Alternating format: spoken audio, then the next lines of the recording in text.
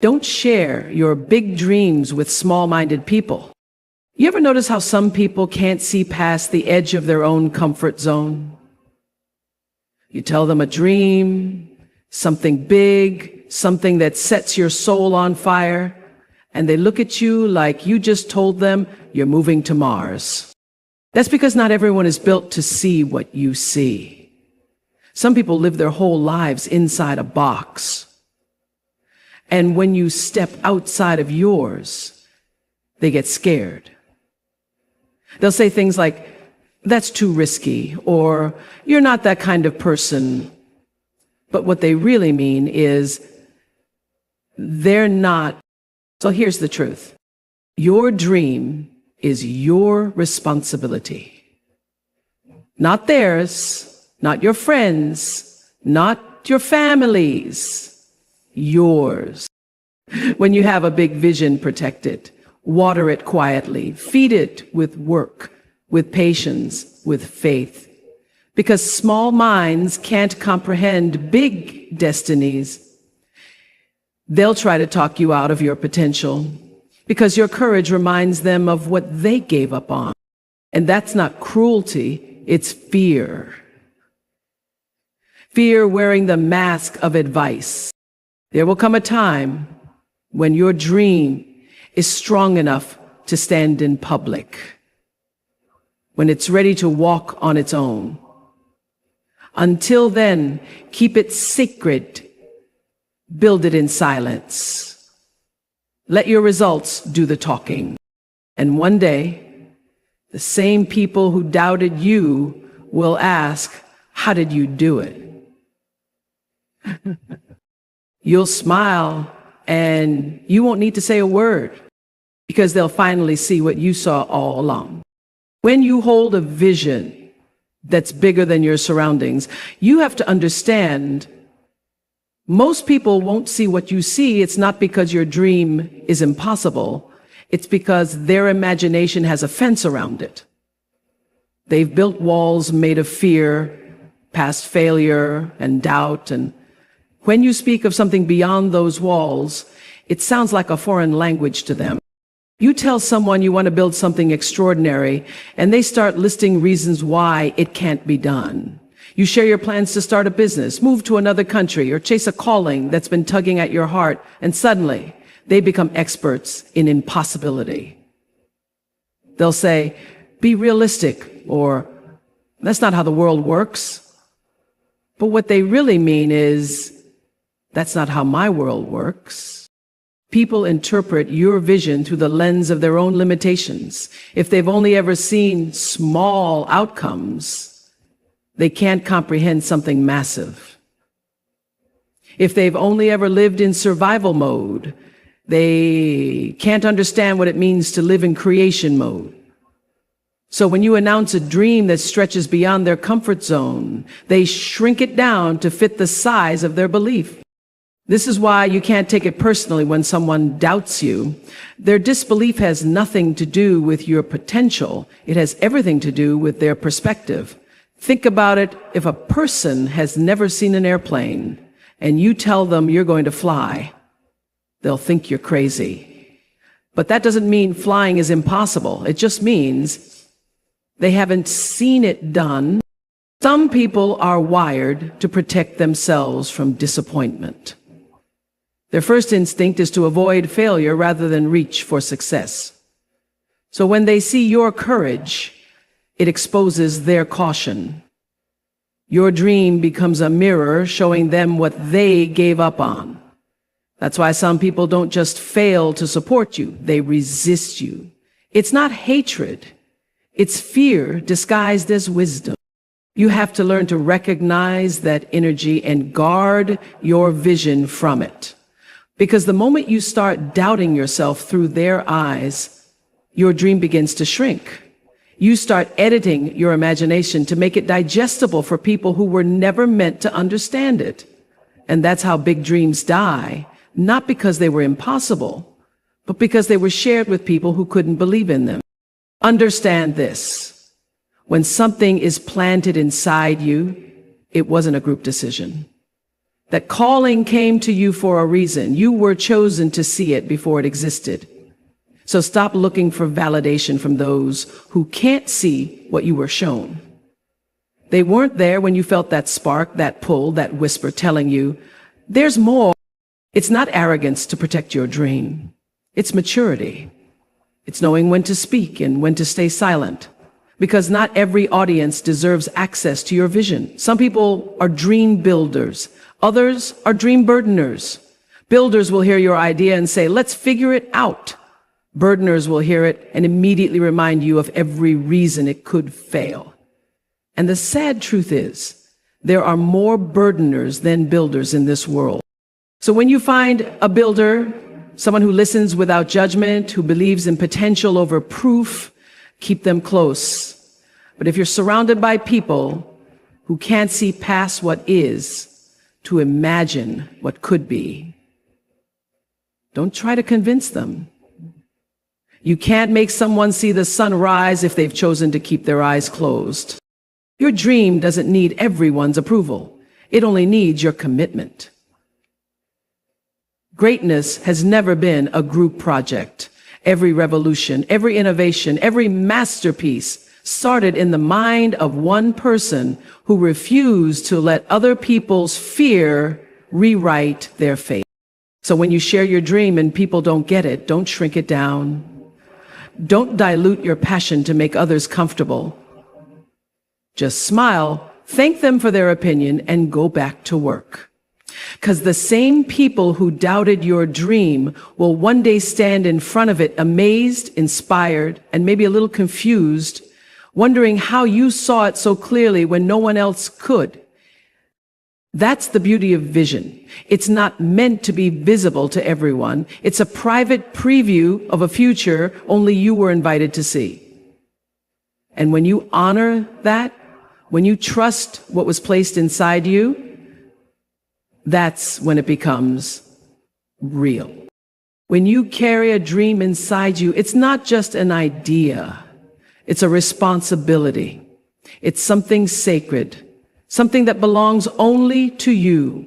No one else was given that exact vision, that exact fire, that exact combination of passion and potential. It was planted inside you for a reason, and that means it's your duty to protect it, especially in its early stages when it's most fragile. A dream, in many ways, is like a seed. You can't just toss it into the open and expect it to grow. It needs the right soil, the right care, and the right environment. If you plant it in a place where it's constantly stepped on by doubt and negativity, it won't survive. That's why you can't share your vision with everyone. Not because you're secretive or selfish, but because dreams can't grow in harsh conditions. In the beginning, your dream is small. It's tender. It's alive, but it's vulnerable. You're still figuring it out, still shaping it, still finding the courage to believe it can become real. This is the time to be quiet, to nurture it in private. Work in silence, not because you're hiding, but because silence protects focus. You don't need applause or approval yet. You need roots. You'll notice that people often want to see the final product before they believe in the process. They want proof before they offer support. But that's not how creation works. You have to believe long before the evidence appears. You have to be your dream's first believer, its first defender, its first investor. Protecting your dream means making choices that align with it even when they're uncomfortable. It means saying no to distractions that steal your time, no to voices that water down your purpose, and yes to the quiet work that nobody sees. It's staying faithful to what you feel, even when no one else understands why you're doing it. There will be days when you doubt yourself, when you'll wonder if the dream is too big or the road too long. And that's when you must remind yourself, this dream chose you. It could have landed in anyone else's heart, but it didn't. It came to you. That means you have what it takes to see it through, not because it will be easy, but because it's yours to carry. The problem is we often hand our dreams to people who don't know how to hold them. We look for validation from those who've never built anything of their own. We ask for permission from people who've never given themselves any.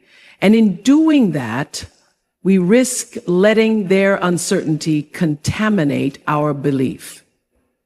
Protecting your dream means keeping it out of reach from those who might crush it under the weight of their doubt. Every great creation began in someone's imagination, and every one of those dreamers faced people who didn't understand. But they kept their vision close, nurturing it quietly, trusting that the world would catch up eventually. That's how dreams grow. In the dark, in the quiet, in the unseen hours where faith does the heavy lifting. Think of the dream like a young tree.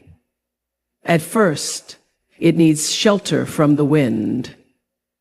It needs to be guarded from those who might accidentally step on it. But once it's strong enough, once its roots are deep, it can face storms. It can stand tall in the open without fear. That's the moment when you can share it proudly, not as a hope, but as a reality. Until then, stay rooted in your own conviction. Let your progress be private. Let your actions be your announcement. There's something powerful about silent dedication. The kind that builds quietly without needing validation. You'll find that the more you protect your dream from outside noise, the stronger it grows inside you. And when that moment comes, when your dream finally takes shape and stands firm in the world, the same people who once questioned you will be inspired by your persistence. They'll see what protecting your dream really meant. They'll understand that it wasn't about arrogance or secrecy. It was about faith, patience, and stewardship. Your dream doesn't need to be defended with words. It needs to be demonstrated through work. Every time you wake up and choose to take one more step, every time you believe when it's easier to quit, every time you water that vision with consistency, you are protecting it. You're proving that it deserves to live. So don't be discouraged when no one else sees it yet. Don't let the silence of others shake your certainty. Keep tending to it, keep building it, keep believing in it until it's ready to reveal itself. Because when it does, it won't just grow, it will bloom. And the world will finally see the beauty that you protected all along. There will always be people who look at your dream and shake their heads. Not because it's impossible, but because it's too big for their imagination. They'll say things like, "That's not realistic," or "You're wasting your time." They'll sound confident, maybe even caring, but beneath their words is something else, the echo of their own unfulfilled potential. What they're really saying is, "I couldn't do it, so you probably can't either." You see, small minds don't reject big dreams because they're cruel. They reject them because they're scared. When someone has spent their whole life living within limits, it's uncomfortable to see someone else reaching beyond them. Your ambition becomes a mirror reflecting their hesitation. And instead of facing that reflection, they try to dim your light. But you can't take their fear and wear it like it's your own. You have to recognize it for what it is, the byproduct of people who settle too soon. The world is full of people who once had big dreams, but somewhere along the line, they listened to the wrong voices. They believed the lie that people like them don't get to live extraordinary lives. So now, when they see someone else daring to dream, it stirs something in them, something they buried long ago. That stirring feels like discomfort. And that discomfort often comes out as discouragement. This is why you can't expect everyone to understand your vision. Some people aren't meant to support it. They're meant to test it.